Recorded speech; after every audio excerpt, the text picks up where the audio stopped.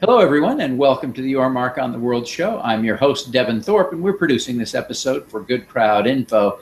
Our guest today is Britt Lake, the Senior Director of Programs at GlobalGiving, one of the very oldest crowdfunding sites in the world. Certainly, it existed years before anyone used the term crowdfunding. Britt, we're excited to have you. Thanks for having me. Britt, you and I were talking just a moment ago before we got the show started, and you were saying that you were among the very first employees at GlobalGiving back in the olden days. You must have been a very young person then, because you're pretty young now. But we're excited to have you and the expertise that you bring. Now, GlobalGiving has recently announced some interesting gamification of crowdfunding. Tell us a little bit about what you're doing. Sure. So GlobalGiving was founded in 2002, really with a mission to help exchange the information, money, and ideas between individuals, companies, and organizations around the world. Sort of the first decade that we were around, we were really focused on that money aspect of it. So how do you get money from people who have money to people with great ideas around the world? And that was a challenge, and we did a pretty good job at that. And recently, in the last few years, we've really started focusing more on sort of this ideas and information part of this exchange. So not just how do you get money from one place to another into the hands of people with great ideas, but how can you ensure that they're using those funds and the funds they're getting from other sources in increasingly effective ways. So the way that we've sort of designed a system, we've designed a new system called GG Rewards, which essentially awards points for nonprofits in our network that are doing different activities related to learning and improving their organization. So they get points for engagement activities. So these are activities related to fundraising, good practices such as thanking their donors, reporting on time.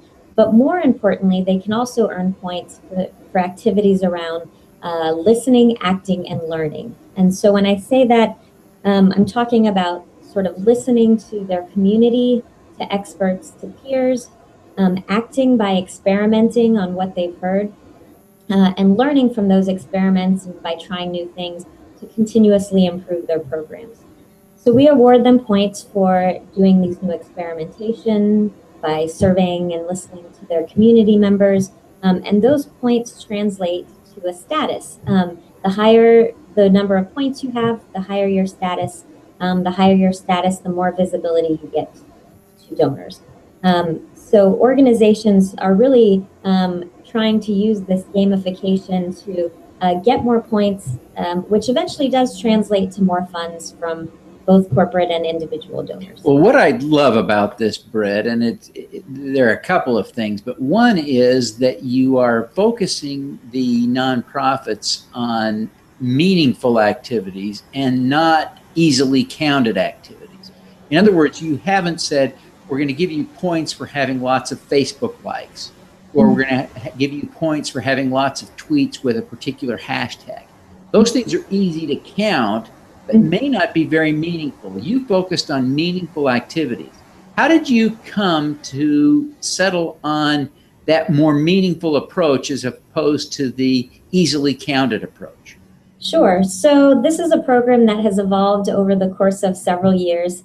We first launched a similar program in 2011, which was focused entirely on sort of these less meaningful counted activities, primarily around fundraising activity on GlobalGiving. The intention was always to provide more meaningful activities and count that in, and it took a few years for us to really figure out how to do that. Over the course of the last several years, we've collected a lot of feedback from our community of nonprofits about what they wanted us to count.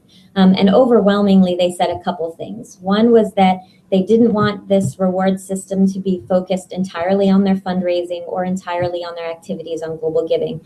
And two, they wanted flexibility. So they wanted us to make sure that we didn't tell them you have to do X in order to get a high ranking, but rather give them a suite of tools that they could pick from among the most meaningful to them. took a while to figure out how that would work. But we were able to curate some tools from our community that they found to be most useful, and found a way to track that through a system so they're not spending hours and hours tracking, but most of it happens automatically. And most importantly, we also provide sort of a create your own cycle in our system. So essentially what that does is allows our partners to say, I've been using a tool, or I've done a survey, or I've tried an experiment that you don't already have in your system, but we learned a lot from it, and we gained a lot as an organization, and we want you to know about that. So they can spend about 3 to 5 minutes typing that into our system and get points for that. What's neat about that is that it not only gives us visibility into the types of useful tools and activities they're doing, but it also provides us insight into tools that other organizations in the community might also find useful. So as you think about the implementation now, as you're rolling this out, who are you seeing? I guess I imagine there is a little shift in who's getting the most attention on global giving, a shift away from people who were maximizing fundraising activities to the people who are now maximizing these new measured criteria. How is that shift playing out? Sure. So we just rolled out this system about 8 days ago, so we haven't had a big insight into sort of how this looks yet. But one of the big keys here is flexibility.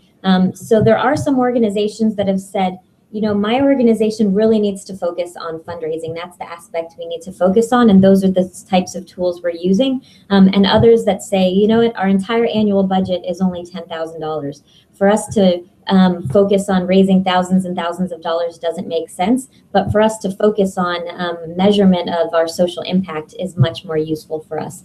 So there is sort of that flexibility to allow all organizations to gain from this.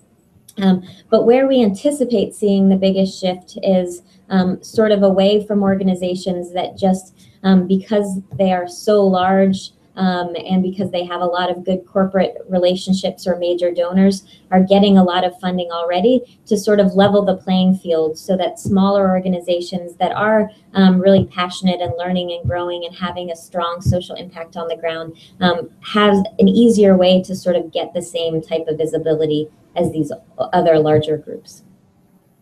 Well, it will be interesting to see how that shift plays out. It seems to me that your new metrics are getting us closer to measuring what I think is the most important, and it is that impact, right, as opposed to fundraising. There's no question, as you watch crowdfunding, that people, donors, love to give to a success.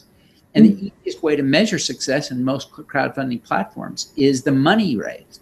But what we really want to be measuring is impact. And I think if you provide some transparency on impact, you'll see people chasing impact instead of just jumping on the dollars bandwagon, don't you think? Yeah, that's definitely true. And that's exactly what we're trying to do here. It's also really hard to sort of do all of the research as an individual donor or even as a corporate donor to try to understand, if you come to the Global Giving site, if we have 2,500 different organizations, how do you even wade through that? And so part of this new GG reward system is helping donors by sort of doing the work for them. So not only do the organizations work to get points to increase their status by doing these activities that increase their impact, but that feeds into the algorithms that show up, the order of the search ranking, for instance, or what shows up on the homepage. So if you're a donor and you really do want to invest in impact, rather than just an organization that's raised a lot of funds, by going to the site, you'll be able to search for an organization and know that those projects that are showing up at the top are the ones that are increasing their impact at the fastest rate. Yeah, fantastic. Well, it's really fun to be talking to you, Britt, and I want to drill down just a little bit on you personally, because you are doing some remarkable things there at Global Giving, and we want to learn from you. You have obviously developed a very successful career there, and you're having a huge impact. Everyone who's watching the show wants to have impact too. you have, as you become a role model for the people around you, who do you look up to in turn as your role model? Sure. So honestly, I would say the organizations and the sort of nonprofit leaders that I work with every day at Global Giving are a huge source of inspiration to me, because I'm sitting here in Washington, D.C., and I have all of the advantages and ease of having a job that allows me to do well, but also pays me and has easy internet access and good people to work with. And I don't have to go through a lot of struggles to get to work every day and to do what I'm doing. But a lot of the partners that we work with are really people who have given up everything to sort of help those around them, even when they had very little. So one example would be one of our partners based in Liberia is a guy named Karis Hayes. He grew up in the Civil War in Liberia. He was kicked out of the country and lived in a refugee camp in Ghana. So by all accounts, not someone who has a lot of advantages or that life was very easy for. And yet, even as he was living in the refugee camp, was able to start a free school for some of the other children in the camp. Even as a young man himself, when he returned after the war, he was able to start another school just outside of Monrovia. And for the past year plus, has really shifted his focus to fight against Ebola in that same community. And so when I think of people like Karis and the thousands of others that I get to talk to every day, they're the ones that are really inspiring me personally to be able to keep doing the work here at Global Giving. No, that's fantastic. That's really an inspiring story. Thank you for sharing that. You are,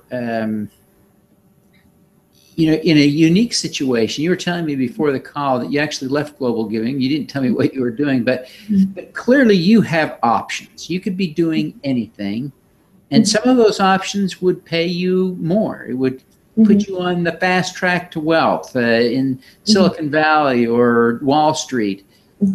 Why are you doing what you do? Oh, man. Great question. I mean, one, Global Giving is a great place to work, and it's a place that allows me and everyone here to really indulge in a sense of curiosity and creativity. Not just to sort of make the next new thing or to make a profit, but really to help those around us. And, when I talk about people like Karis, being able to help those people and to use the advantages that we have here in the U.S. To help those not just around the world, but also here in the U.S. For me is a much better way to use my time than sort of just amassing wealth. Fantastic. Now, finally, I want to ask you about your best practices. We're all trying to have more impact in the world, and you're really making it happen. You're having a huge impact.